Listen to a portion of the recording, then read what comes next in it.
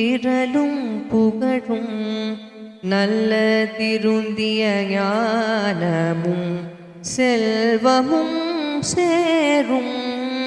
பொருந்திய தேசும் பொறையும்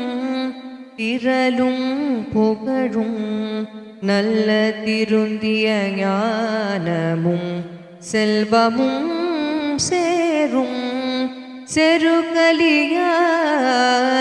வருந்திய ஞானத்தை வன்மையினால் வந்தெடுத்தளித்த அருந்தவன்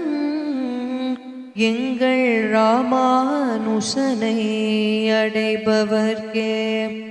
செருகலியால் வருந்திய ஞானத்தை வன்மையினால்